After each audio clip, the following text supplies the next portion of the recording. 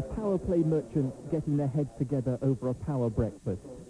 It's not perhaps the most likely setting for a tactical summit, and a greasy spoon diet is very unusual fare for top-class athletes. But nevertheless, this man is the power behind Sheffield and British ice hockey.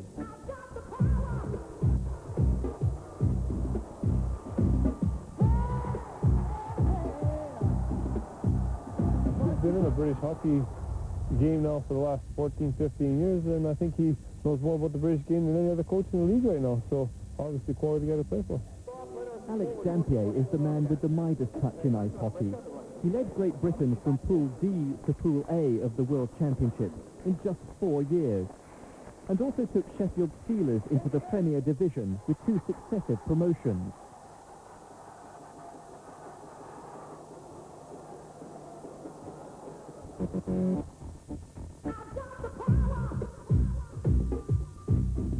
Followed by his cohorts from Murrayfield to Nottingham and now Sheffield, Dampier is a modern-day Pied Piper. I think for a start he brings in a lot of experience in the British game, a lot of knowledge with the British game, and then I think you can tell by some of the deals he's made this year and last year that he's brought in a lot of experience to the team, and I think it can't help. Like it must help us in the long run. It's such a fine venue. I think everybody's really happy just to play here. You know, great crowd, great facility. Whether I was a Pied Piper, I don't know, but you know, it's certainly nice to have some of the players that did come to Sheffield with us. Sheffield is a fine venue and an almost unparalleled sporting success story. At a time when other ice rinks have been closing down, the men of Steel City have been playing to capacity 8,500 crowds at Sheffield Arena.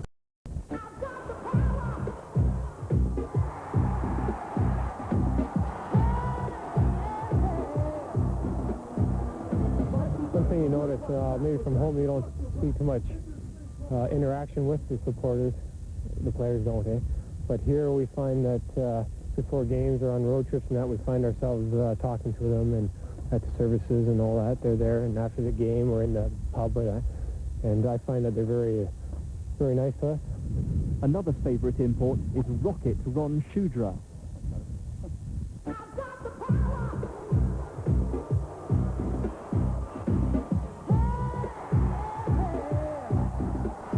The people in general are great. We have great away support as well. I mean, we've taken up to 3,000 people away with us, which is which will fill any building in the country. So I mean, in general, I mean, they're fun. They like to have a good time at the games, and they just enjoy themselves. And this season, the Steelers fans can look forward to watching 5 new signings. There are still Great Britain internationals, including the captain. Oh, they'll do all right. I think they had a quality team last year.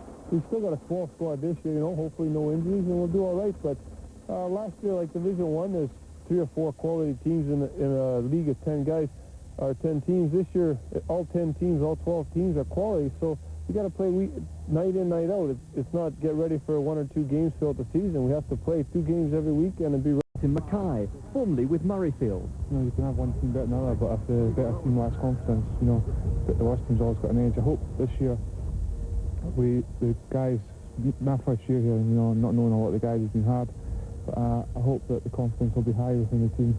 And another addition to the squad, Turbo Tim Cranston, formerly of the Durham Wasps, who's moved his final year law studies from Durham to York University, so he can also play for the Steelers.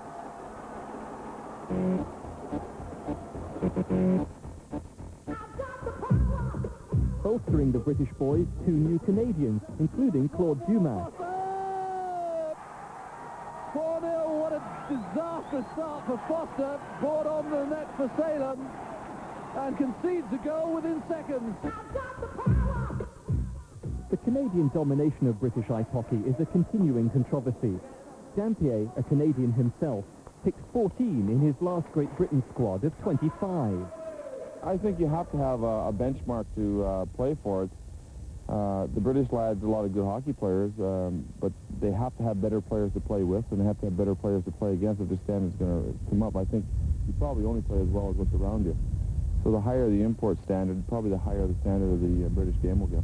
They're going to have to tighten the laws up, considering that, you know, how to get a passport and stuff. I mean, it's a shame for, you know, if I was an 18-year-old player, 17-year-old player coming through now, I'd be looking to find another sport, to be honest with you. I do agree that if Britain's going to do any better in the World Championship, they're going to have to start breeding their own players at a younger age.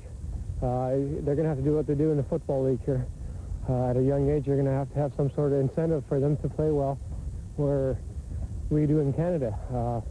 For us, we're going to keep going until there's jobs here, and we don't like take away jobs, but, you know, I mean, we're always looking, and they're always phoning, so I think it's going to be, it's up to the BIHA of what they do to make the game better for the British people. The personnel. The merchandise marketing has taken off, and there's now a big junior ice hockey program based at the city's other main rink in Queen's Road. You know, we're struggling right now with trying to recruit and attract players to Sheffield because there isn't a big base in the community. But we have some under-21s that'll be with our lineup this year.